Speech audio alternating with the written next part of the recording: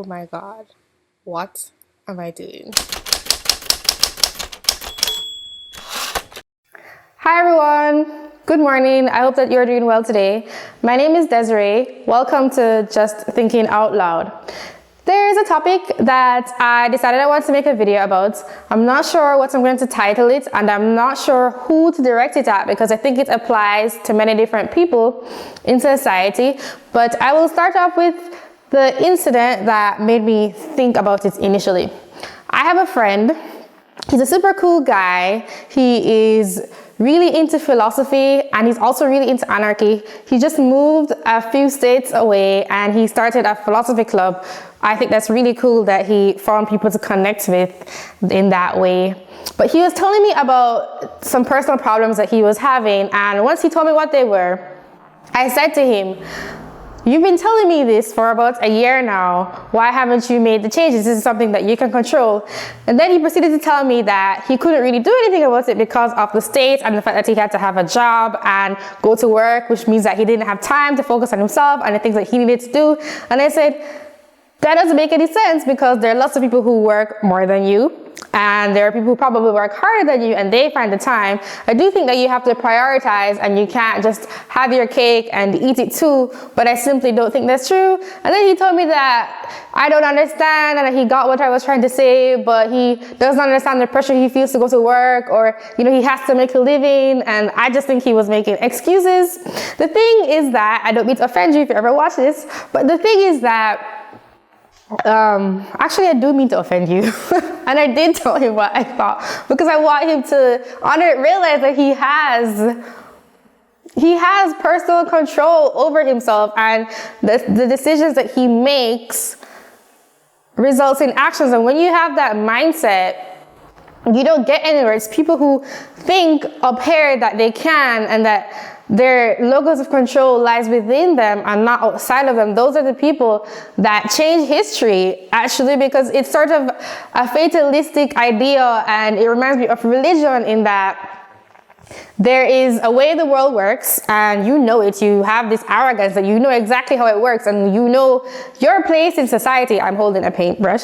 Your place in society, and you are here. This is where you belong, and this is where you know you will stay. And there are too many forces outside of you for you to actually control where you end up.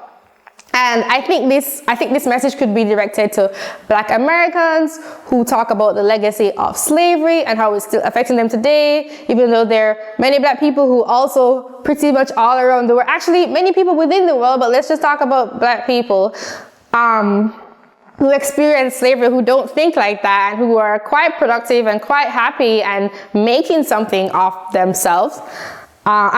This is generalizing. This is obviously not all Black Americans, but a pretty significant portion of them, since everyone that I have met so far has this sort of thinking in some way or another that the world is out to get them, which is sad. And you know what I have to say about that is everybody has certain advantages and disadvantages that come with who they are and how they are shaped, depending on their background, depending on their culture. And you have to decide, you want to go somewhere, you're at point A and you want to get to point B, and decide what steps to take. But everybody has things that they have to overcome. It is normal and it is natural, and it does not just apply to you. You are not special.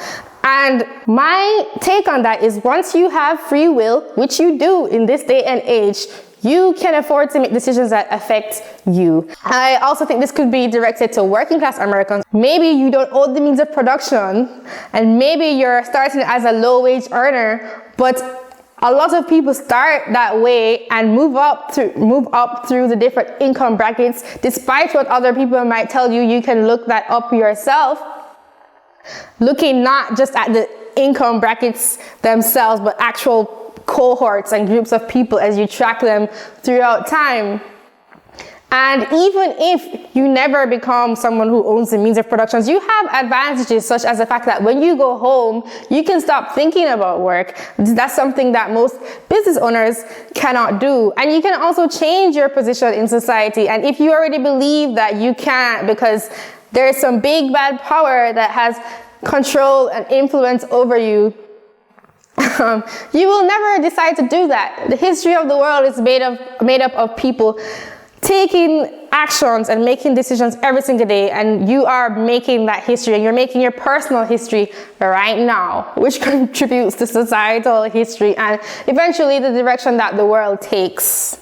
I also think that this message can be directed to libertarians or maybe anarchists or people who are really fed up with the state and how much power and influence it has over their life by trying to tell them that it knows exactly what they need and their preferences, and that it's the same as everybody else, or like boxing them into categories and deciding what they need rather than letting the individual decide and choose for himself. But again, you have control and you have personal responsibility, and you need to hold yourself accountable. And I understand why this mindset is so alluring. And I think that I myself am not completely influenced by it, although I do talk myself out of it. And at the same time, I think it's lazy. I think it's disingenuous, and I think it's dishonest. And I think the reason why people want to think that way so much is because it's easier to think that way, because when you think like that, if you stop thinking like that, then you realize that you have to take personal responsibility. You have to hold yourself accountable for everything you do, instead of trying to say that somebody else made you do it or somebody else coerced you into doing it. And again, once you have free will, the only time you don't really have that is perhaps when you were living with your parents. And even then, it is a bit harder because, what I'm about to say, it is a bit harder because they are your first introduction to the world and your primary socialization, your source of primary socialization. But even then, you still have control over what's going on up here in your head. I love seeing the birds outside. So that's something that I wanted to share my opinion on.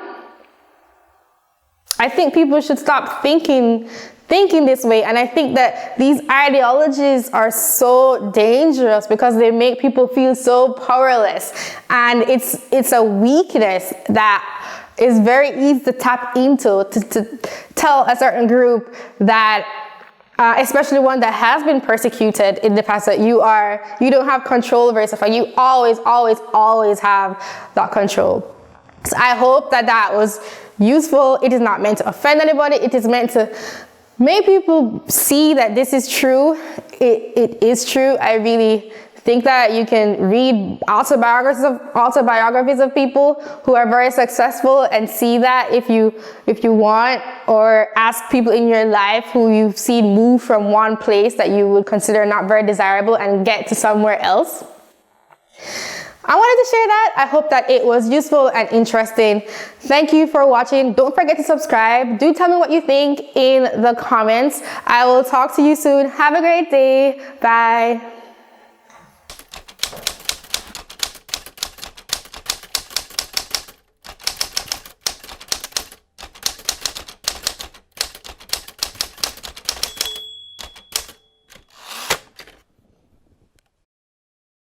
I'm so annoyed that I have to do this over again, but I'm gonna try not to be pissed off.